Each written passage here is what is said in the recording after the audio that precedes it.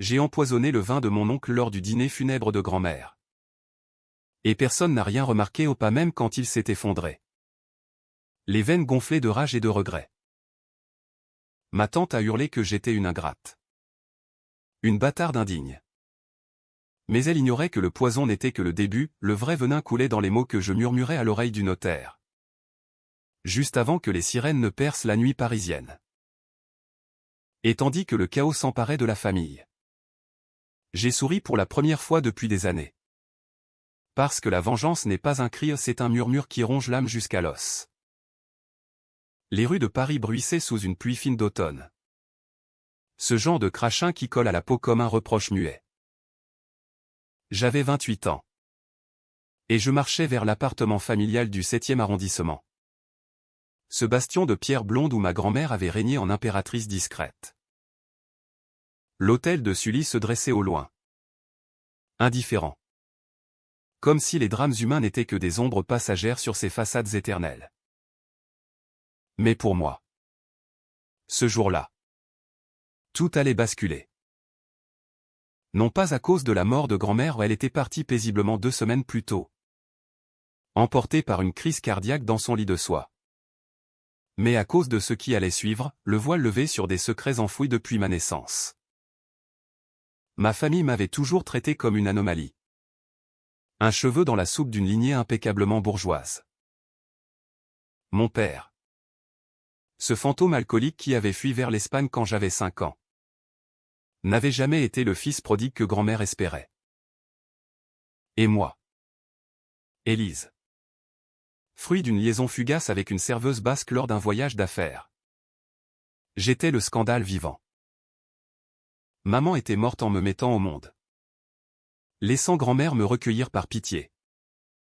Ou peut-être par un calcul plus sombre que je ne comprenais pas encore. Tu n'as pas ta place ici, me répétait ma tante Claire. Les lèvres pincées. Chaque fois que je franchissais le seuil de cet appartement au plafond haut et au tapis perçant. Oncle Henri. Lui, se contentait de ricaner. Ses yeux porcins luisants d'une convoitise qu'il masquait derrière des cigares cubains et des discours sur l'héritage familial. Pourtant. Grand-mère, Amélie de Montfort, m'avait élevé dans l'ombre de ses jupes de velours. Elle, avec ses cheveux blancs relevés en chignon impeccable et ses colliers de perles qui cliquetaient comme des secrets, m'avait appris à lire Proust avant même d'aller à l'école. La mémoire est une arme. Ma petite, me disait-elle lors de nos après-midi dans le jardin du Luxembourg, où les statues de reines oubliées semblaient nous écouter. Elle me racontait des histoires de la famille, les Montfort, banquiers discrets qui avaient financé des révolutions sans jamais se salir les mains. Des silhouettes dans les salons de la Belle Époque. Mais elle évitait toujours le sujet de mon père, se contentant d'un regard voilé. Comme si prononcer son nom invoquait un fantôme. Ce jour-là, le salon était bondé. Les meubles Louis XV ployaient sous le poids des invités, cousins éloignés venus de Lyon. Avocats aux cravates soyeuses. Et bien sûr, la clique des intimes Claire, Henri et leurs enfants gâtés. Ces adolescents au iPhone éternellement collés à la main. L'air embaumait le Chanel numéro 5 et le chagrin fin. Un mélange écœurant qui me donnait la nausée. J'étais arrivé en dernier. Vêtu d'une robe noire simple. Mes cheveux châtains noués en queue de cheval négligée. Élise. Te voilà, avait lancé Claire d'une voix mielleuse. Tout en me toisant comme on inspecte un meuble démodé. Assieds-toi là. Près de la fenêtre. Loin du centre. Je m'étais exécuté. Les ongles enfoncés dans les paumes pour réprimer l'envie de lui arracher son sourire faux. Le notaire, un homme sec nommé Maître Duval, s'était installé au bout de la table. Son cartable en cuir claquant comme un verdict. Mesdames, messieurs, avait-il commencé, ajustant ses lunettes cerclées d'or. Nous sommes réunis pour la lecture du testament de feu Madame Amélie de Montfort. Un silence s'était abattu. rompu seulement par le tic-tac de la pendule comtoise. J'avais senti mon cœur s'emballer. Non par avidité où je n'avais jamais convoité l'argent des Montfort, mais par une intuition sournoise. Comme si grand-mère m'avait laissé un message codé. Duval avait déroulé le parchemin avec une lenteur théâtrale. Ses yeux balayant l'assemblée. À mon fils Henri de Montfort, je lègue l'appartement de la rue de Grenelle. Ainsi que 200 000 € pour la poursuite de ses affaires. Henri avait hoché la tête. Un sourire triomphant étirant ses bajoux. À ma fille Claire. La collection de bijoux et la villa de Deauville. Claire avait poussé un soupir de soulagement. Ses doigts ornés de diamants se crispant sur son verre de Porto. Puis, les legs mineurs, des tableaux aux cousins. Des livres à des neveux. Et moi? Rien. Pas un mot. Un vide béant. Comme si j'avais été effacé de l'histoire. Et pour Élise Moreau, avait demandé Claire. D'une voix sucrée empoisonnée de curiosité. Duval avait hésité. Fouillant dans son cartable. Ah. Oui. Un legs personnel. Il avait extrait une enveloppe scellée. Mon nom tracé de l'écriture tremblante de grand-mère. À ouvrir en privé.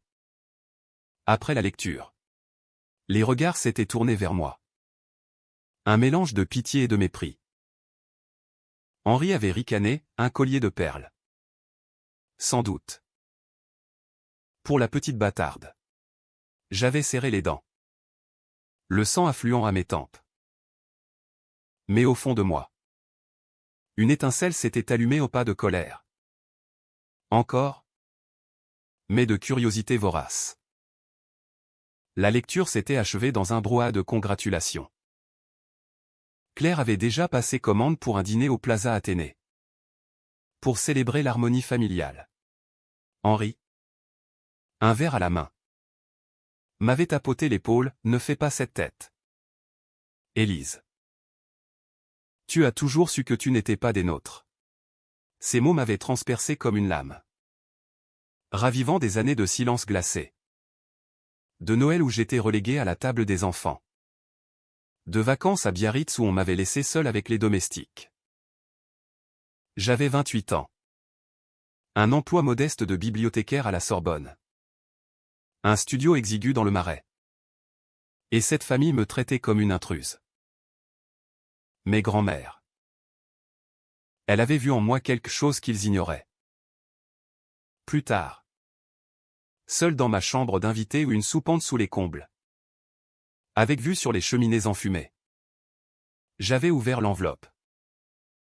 À l'intérieur. Une lettre et une clé. La lettre. Rédigée d'une main ferme malgré l'âge. Disait, ma chère Élise. Tu es le sang de mon sang. Le secret que j'ai gardé pour te protéger. Le testament que tu tiens est le vrai. Celui lui aujourd'hui n'est qu'un leurre. Viens à la banque demain. À 10 heures. Et souviens-toi, la vengeance est un plat qui se mange froid. Mais avec un cœur pur. Mon cœur avait manqué un battement. Le testament joint était un document notarié. Daté de 6 mois plus tôt. Et il me léguait tout, la fortune des Montfort. Estimée à 15 millions d'euros. L'hôtel particulier. Les actions dans les banques suisses. J'étais l'héritière unique. La nuit avait été longue. Hantée par des visions de grand-mère penchée sur son bureau. Plume en main. Ourdissant ce coup de théâtre. Pourquoi? Pour me venger? Pour punir Henri de son adultère chronique. Claire de son avidité vorace? Ou simplement parce qu'elle savait que j'étais la seule à porter en moi l'âme indomptée des Montfort? Au petit matin. Alors que le soleil se levait sur la Seine. J'avais pris une décision. Non pas de pardonner jamais. Mais de savourer. La revanche ne serait pas un éclat de colère, elle serait une lente érosion. Un poison distillé goutte à goutte. Et elle commencerait par un sourire. Lors du dîner funèbre. Le dîner avait lieu dans la salle à manger de l'hôtel particulier. Une pièce aux murs tapissés de soie damassée. Éclairée par un lustre de cristal qui diffusait une lumière chaude. Presque complice. Les domestiques avaient dressé la table avec une précision militaire, argenterie luisante. Cristal de baccarat. Et un centre de table composé de roses blanches symbole de pureté. Ironie cruelle pour une famille gangrénée par l'hypocrisie. J'étais descendu la dernière.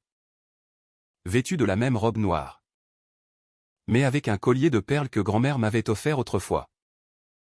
Un bijou modeste comparé à ceux de Claire. Mais chargé d'histoire.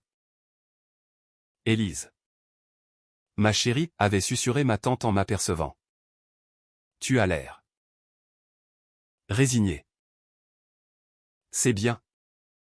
Accepte ta place. Sa voix était un velours empoisonné. Et je lui avais rendu un sourire neutre. M'asseyant à l'extrémité de la table. Près du jeune cousin Adrien. Un garçon de 19 ans aux yeux fuyants. Henri présidait. Rougeot et expansif. Levant son verre de Château Margaux, à Amélie. Notre pilier. Qu'elle repose en paix. Et que son legs nous unit pour toujours. Un cœur de à Amélie avait retenti.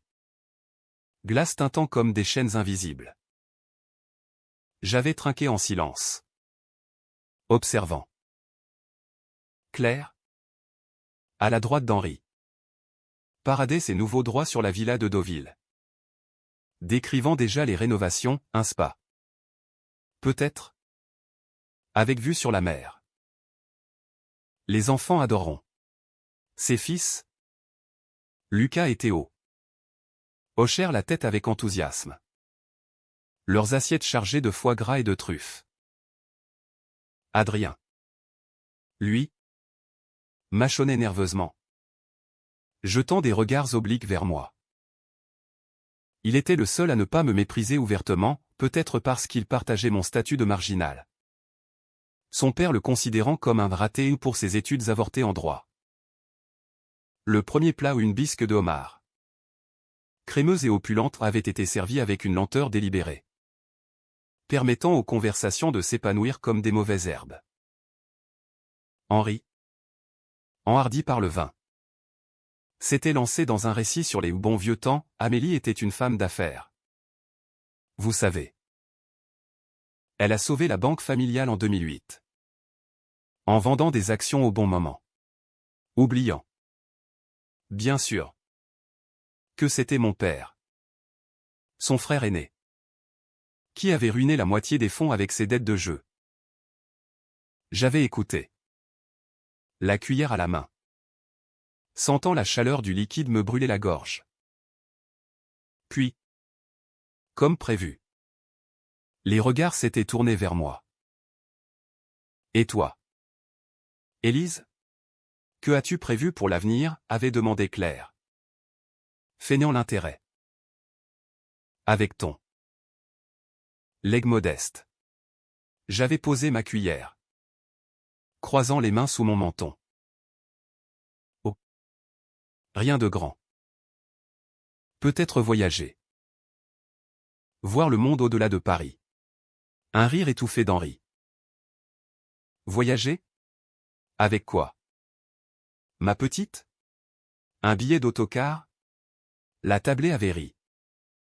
Un cœur discordant qui m'avait transpercé. Mais au lieu de baisser les yeux, j'avais soutenu son regard.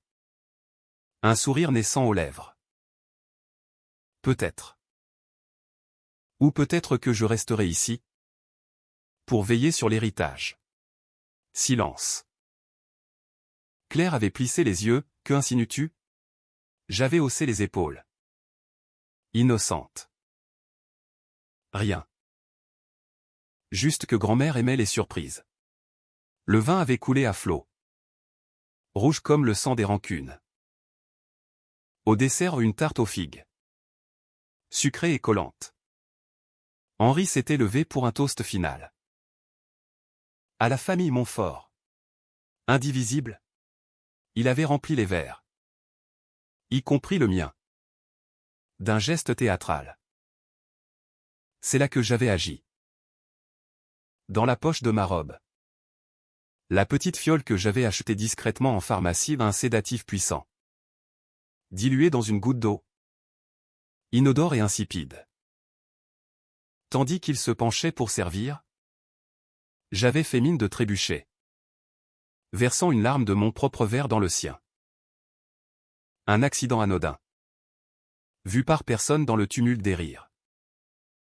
Il avait porté le verre à ses lèvres. Avalant une gorgée généreuse. Délicieux millésime, avait-il grommelé. Les minutes suivantes s'étaient étirées en une éternité. Nous avions discuté de futilité, les élections à venir. Le dernier scandale au Louvre. Adrien m'avait glissé à l'oreille, « Tu es bizarre ce soir. Élise. Comme si tu portais un secret. » J'avais ri doucement, peut-être que je le fais. Puis. Soudain. Henri avait porté la main à sa poitrine. Son visage virant au pourpre. Qu'est-ce que... avait-il balbutié. Avant de s'effondrer sur la table. Renversant les couverts dans un fracas de porcelaine brisée. Panique. Claire hurlait, Henri. Appelez une ambulance. Les domestiques accouraient. Téléphone sorti. J'étais resté figé. Feignant l'horreur. Mais intérieurement, un feu froid me consumait. Les secours étaient arrivés en un éclair. Sirène hurlant dans la nuit du 7e. Henri, inconscient, avait été emmené à l'hôpital Necker. Diagnostic, overdose accidentelle de sédatifs. Peut-être mélangé au vin. Un suicide, avait murmuré Claire. Les yeux écarquillés de terreur. Non. Pensais-je.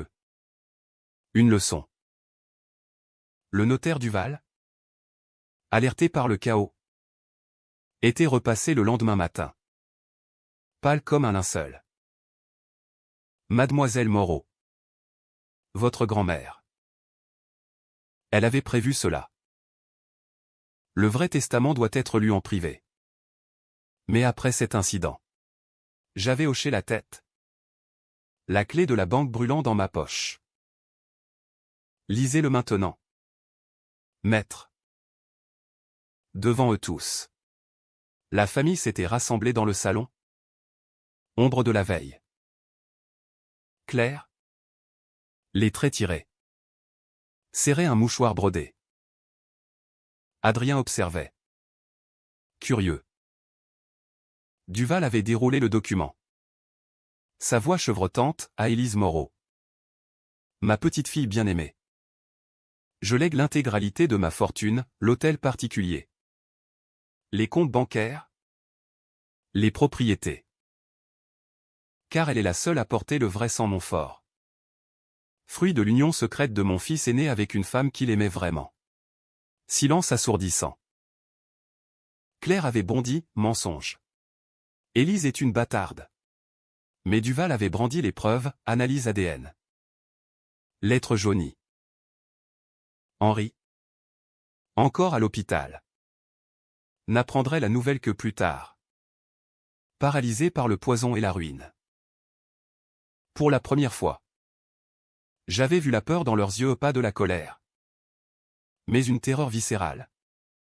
Celle de perdre le sol sous leurs pieds. Et moi. Au centre de ce tourbillon. Je sentais enfin ma place, non pas une intruse.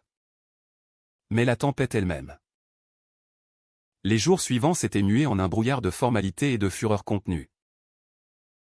L'hôpital avait relâché Henri après 48 heures d'observation, le sédatif, dilué comme je l'avais prévu, n'avait causé qu'une intoxication modérée, attribuée à un mélange malheureux avec l'alcool. Il était rentré en boitant, le visage marqué par des cernes profonds, et m'avait fixé d'un regard assassin lors du petit déjeuner. C'était toi. N'est-ce pas, avait-il sifflé. Assez bas pour que Claire, occupée à téléphoner à son avocat, n'entende pas. J'avais beurré mon croissant avec une lenteur exaspérante, moi? Pourquoi faire? Oncle? Tu bois trop. C'est tout. Son poing s'était serré sur la table. Mais il s'était tu. Conscient que toute accusation ouverte le ridiculiserait. La banque? Un bastion de marbre froid sur les Champs-Élysées. M'avait accueilli comme une reine déchue. Maître Duval m'avait escorté dans une salle au volet mi-clos, où un coffre-fort attendait, béant comme une confession. Les documents s'empilaient, titre de propriété, police d'assurance, et une lettre finale de grand-mère. Élise. Mon enfant? Avait-elle écrit. Henri a dilapidé la fortune pour ses maîtresses. Claire l'a saignée pour ses caprices. Toi seul as l'intégrité pour la préserver. Mais n'oublie pas, le pardon est une faiblesse. Protège-toi. J'avais signé. Les mains tremblantes non de joie, mais d'un poids écrasant. 15 millions. Une vie entière de labeur condensée en chiffres impersonnels. Et avec cela, le pouvoir ce poison le plus doux. De retour à l'hôtel particulier. Maintenant mien. J'avais convoqué une réunion familiale. Claire était arrivée la première, escortée de son avocat. Un requin aux dents limées nommé Bertrand. C'est un coup monté, avait-elle craché, s'asseyant sur le canapé de velours comme si c'était encore le sien. Amélie était sénile. Nous contestons.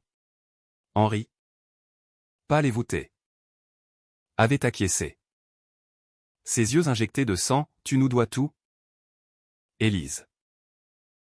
Sans nous, tu serais dans la rue. J'avais ri. Un son clair et tranchant qui les avait fait sursauter. Moi? C'est vous qui me devez tout. Des années de mépris. De portes fermées. Et maintenant? Ce testament, la volonté de grand-mère. Adrien. Le seul à venir sans escorte. S'était assis près de moi. Mal à l'aise. C'est dingue. Élise. Tu vas nous virer? J'avais secoué la tête, pas encore. Mais écoutez bien. J'avais déroulé les faits. Calmement. Comme un professeur expliquant une équation insoluble.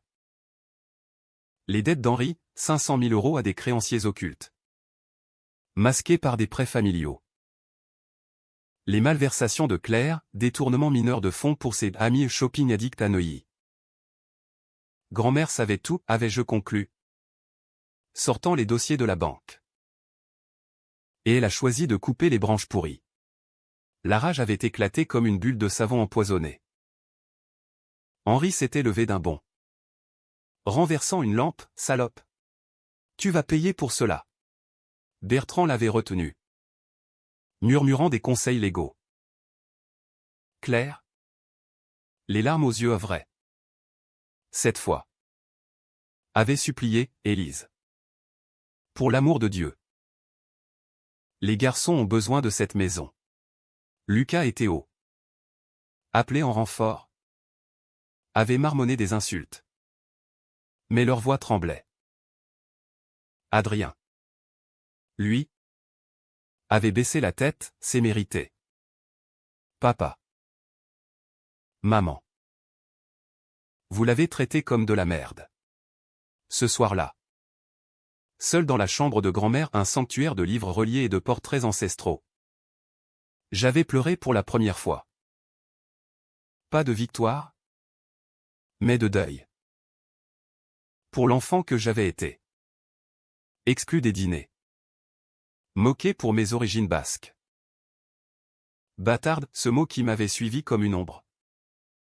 Gravé dans ma chair par des années de silence assassin. Je m'étais levé, marchant jusqu'à la fenêtre donnant sur la tour Eiffel scintillante. Paris. Ville des Lumières. Cachait tant de ténèbres. Et moi. Désormais riche. J'allais plonger dedans pour extraire ma revanche. Les semaines passèrent en un tourbillon de paperasse. Les avocats de Claire et Henri intentèrent un procès, alléguant l'influence indue sur grand-mère. Les audiences au palais de justice, avec ses colonnes néoclassiques et son odeur de cire, devinrent mon nouveau théâtre. Je témoignais calmement, produisant des preuves irréfutables, enregistrements de conversations où Henri admettait ses dettes. Email de Claire sur ses achats compulsifs. Le juge, une femme aux cheveux grisonnants nommée Madame Lefebvre, hochait la tête avec une gravité qui me réconfortait. Le testament est clair, trancha-t-elle enfin, lors d'une audience ensoleillée de printemps. Rejet du recours. La nouvelle frappa la famille comme un coup de tonnerre. Claire s'effondra en sanglots publics, vendant frénétiquement ses bijoux pour payer les frais. Henri, ruiné, annonça son départ pour Lisbonne pour recommencer, dit-il. Mais ses yeux trahissaient la défaite. Adrien, libéré de l'emprise paternelle, me proposa une alliance, aide-moi à étudier. Élise. Je veux être avocat. Pour de vrai. J'acceptais. Sentant pour la première fois un lien authentique. Fragile comme une brindille. Mais la vraie vengeance couvait encore. Lors d'un dîner solitaire. Un plat de coq au vin fumant devant moi. Je planifiais la suite.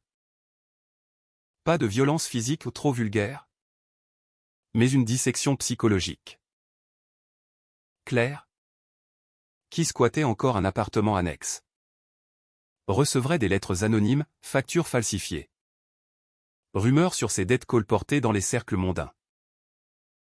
Henri, en exil, verrait ses contacts professionnels taris par des fuites orchestrées. Et moi, je reconstruirais, transformant l'hôtel particulier en un havre pour des âmes perdues comme la mienne ou une fondation pour enfants illégitimes. Ironie suprême. Pourtant, la nuit, les doutes me rongeaient. Étais-je devenu comme eux? Une manipulatrice froide, usant de l'argent comme d'une lame? Grand-mère, dans ses lettres, m'avertissait, la haine consume celui qui est. Mais pouvait-on guérir sans trancher la plaie? L'été arriva comme une vague de chaleur suffocante, transformant Paris en un four aux rues pavées miroitantes. J'avais vendu quelques actions pour rénover l'hôtel particulier, les tapisseries jaunies remplacées par des toiles modernes d'artistes émergents. La cuisine modernisée avec des appareils italiens ronronnants. Les domestiques, fidèles à grand-mère, restaient, mais avec une déférence nouvelle envers moi. Madame Élise, murmurait-il. Et ce titre me picotait la peau comme un habit trop neuf. Adrien s'était installé dans une chambre d'amis, étudiant furieusement pour ses examens de droit à Assas. Nos soirées se passaient en discussion tardive, sous les étoiles filantes du jardin intérieur, où je lui confiais des bribes de mon passé et la mort de maman. Les nuits solitaires chez grand-mère. Tu es forte, Élise, me dit-il un soir, un verre de pastis à la main. Mais ça te bouffe. Non. Cette vengeance. J'avais ri. Amer, c'est tout ce qui me reste. Pourtant, il avait raison. Les lettres anonymes que j'envoyais à Claire postées depuis des boîtes aux lettres anonymes dans le sentier la hantaient.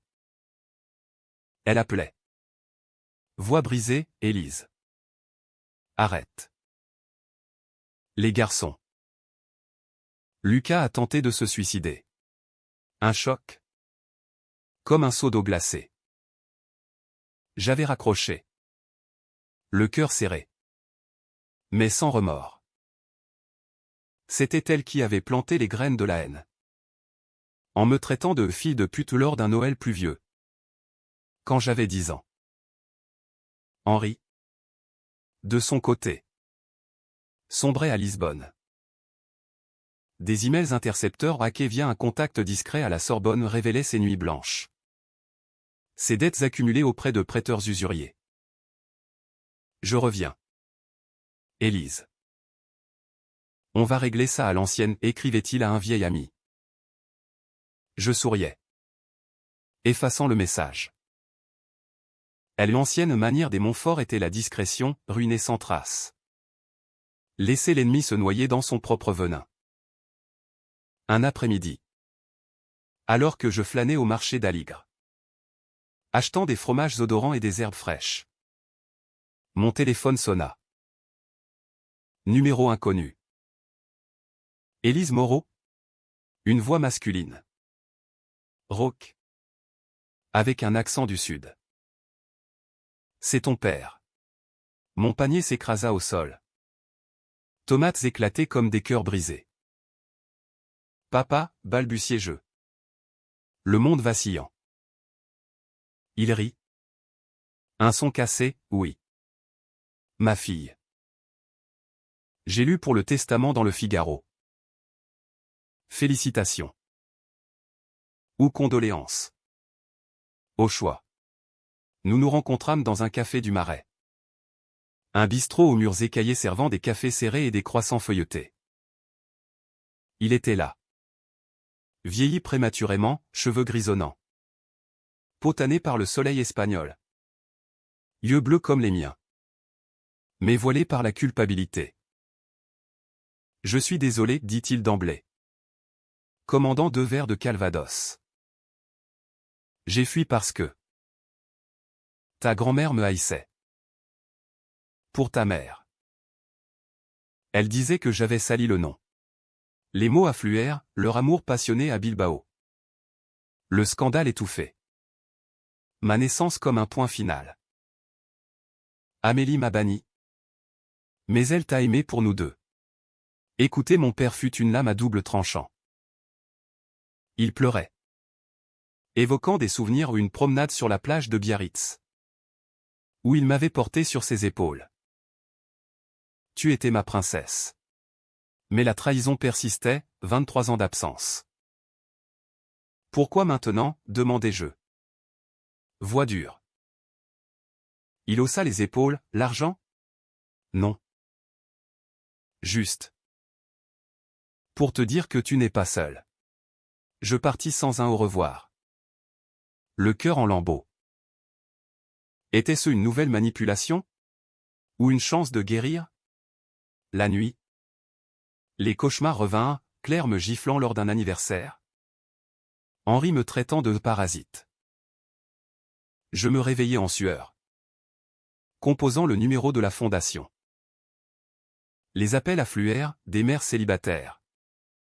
Des enfants rejetés. Cherchant refuge. Venez, dis-je. Et bientôt. L'hôtel particulier bruissait de vie nouvelle, atelier d'écriture. Thérapie de groupe sous les plafonds à moulures. Adrien m'aidait. Organisant des conférences sur les droits des illégitimes. Tu crées quelque chose de beau. Élise, murmura-t-il un soir. Sa main effleurant la mienne. Un frisson au désir? Amitié? Me traversa. Mais Claire frappa à ma porte un matin pluvieux. Trempé comme un chien battu. Aide-moi, implora-t-elle. Les yeux rougis. Henri est parti avec tout. Les garçons.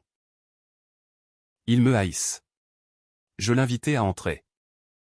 Servant du thé à la bergamote.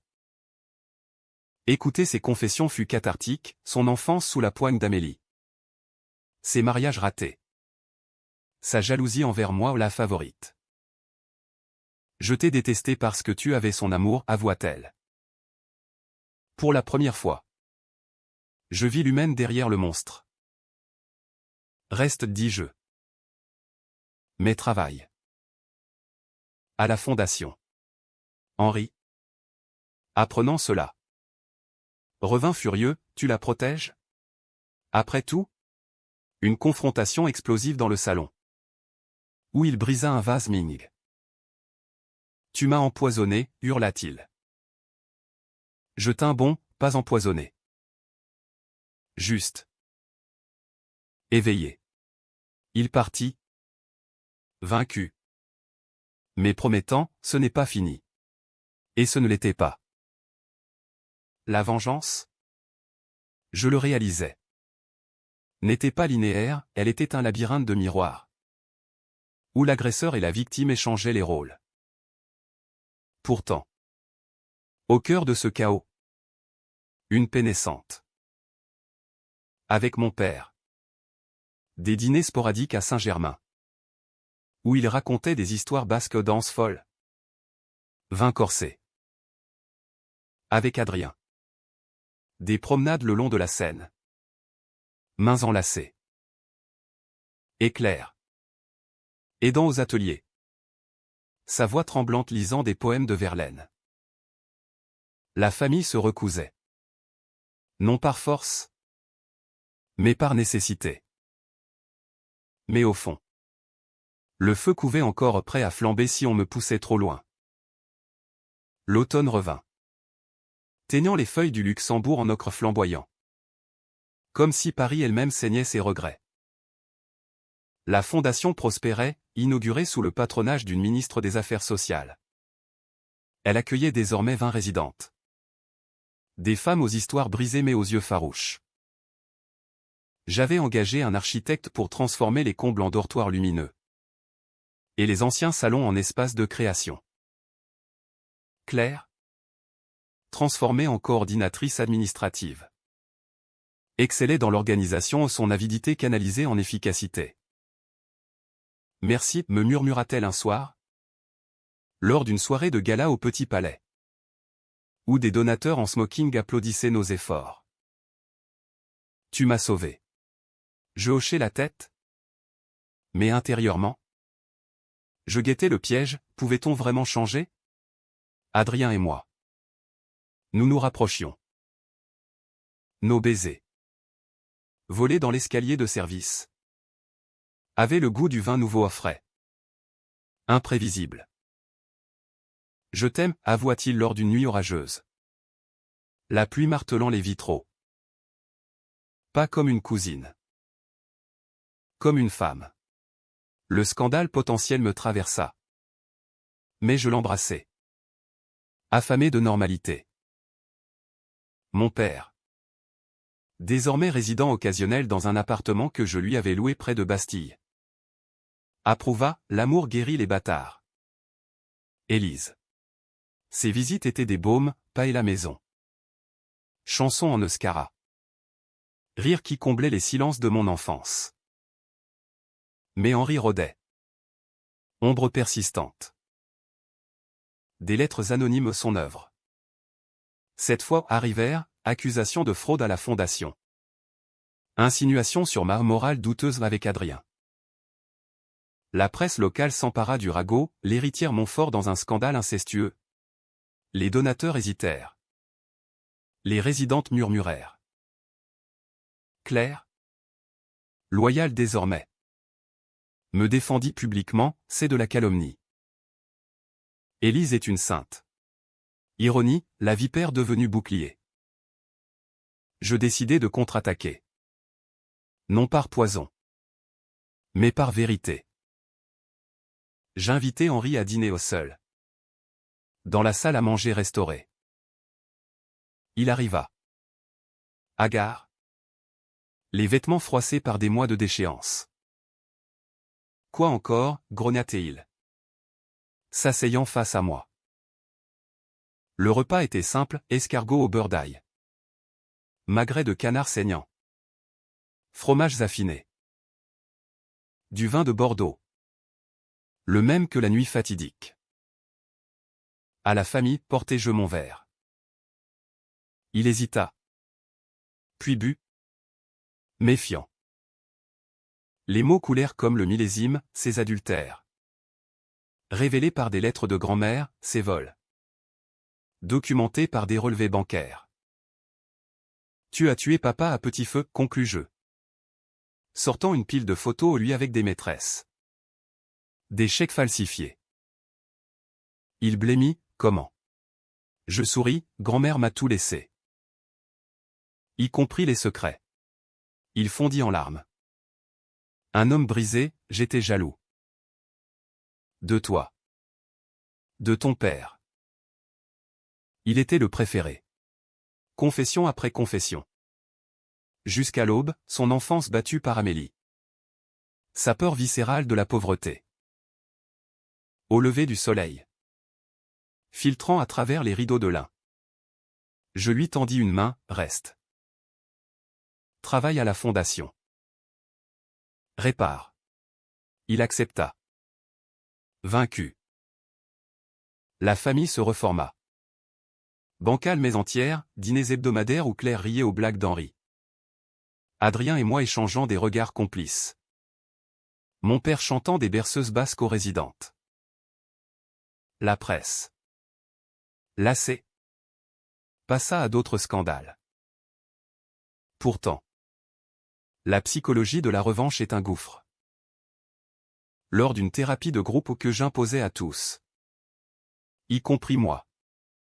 Je déballais mon sac, la haine qui m'avait consumé. Le plaisir sadique du poison. J'ai voulu les détruire, avouai-je. Voix brisée. Les larmes coulèrent. Collective. Claire me serra dans ses bras, nous t'avons détruite d'abord. Guérison? Peut-être. Mais les cicatrices restaient. Ligne pâle sur la peau de l'âme. Un soir de Noël. Sous les guirlandes scintillantes du salon. Nous trinquâmes à grand-mère. À nous. Paris dehors. Enneigé et magique. Semblait absoudre nos fautes. J'étais chez moi. Enfin. Mais au fond. Je savais, la place que l'on conquiert par le sang n'est jamais sûre. Un murmure. Et tout pouvait basculer. L'hiver s'étira en un manteau de givre. Enveloppant Paris d'une quiétude trompeuse. La fondation avait triomphé, articles élogieux dans le monde. Subventions gouvernementales. Et une liste d'attente de femmes cherchant refuge. J'avais embauché une psychologue. Une Bretonne nommée Marie. Aux yeux perçants comme la mer du Nord.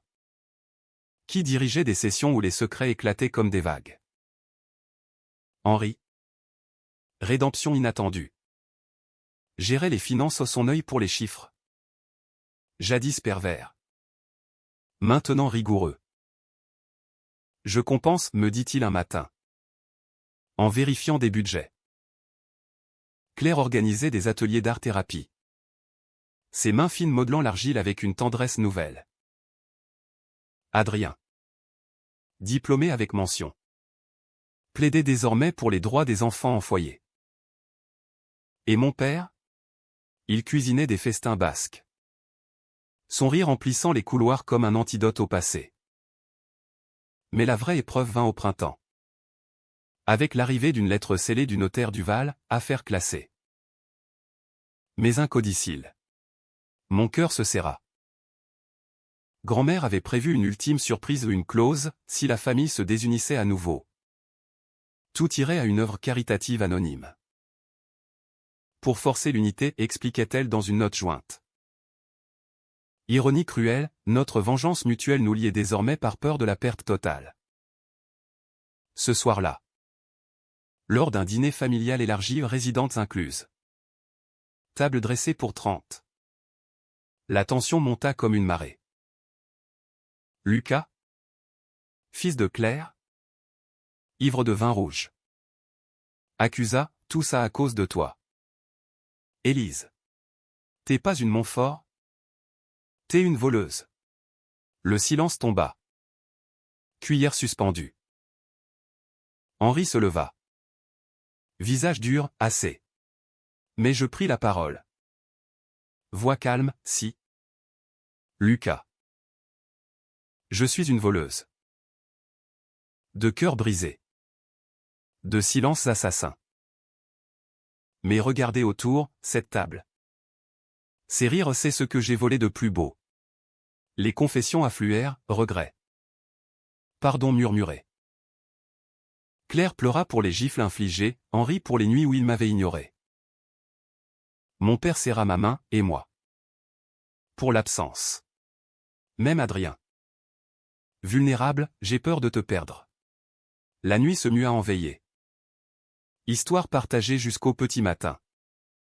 Où le soleil inonda le salon d'une lumière purificatrice. Des mois plus tard. Lors d'une promenade au Père-Lachaise où grand-mère reposait sous un saule pleureur. Je déposai une rose blanche. Merci, murmurai-je au vent. La vengeance avait été mon armure. Mais l'amour, mon salut. La famille. Imparfaite? Avançait, mariage. Naissance Adrien et moi. Parents d'un petit basque aux yeux bleus. Claire devint grand-mère gâteau, Henri. Un oncle bourru mais fiable. Mon père écrivit ses mémoires. Un best-seller sur les secrets enfouis. Pourtant, dans les moments de solitude, je sentais l'ombre, la tentation du poison. Le frisson du pouvoir. La psychologie humaine est un fil tendu, un pas de travers. Et la chute. Mais pour l'instant, sous le ciel parisien éternel, j'avais trouvé ma place au non imposé. Mais conquise. Goutte de sang après goutte de pardon. Et si un jour, le murmure revenait? Eh bien, je saurais l'étouffer. Car la vraie force n'est pas dans la destruction, mais dans la reconstruction pierre par pierre. Cœur par cœur.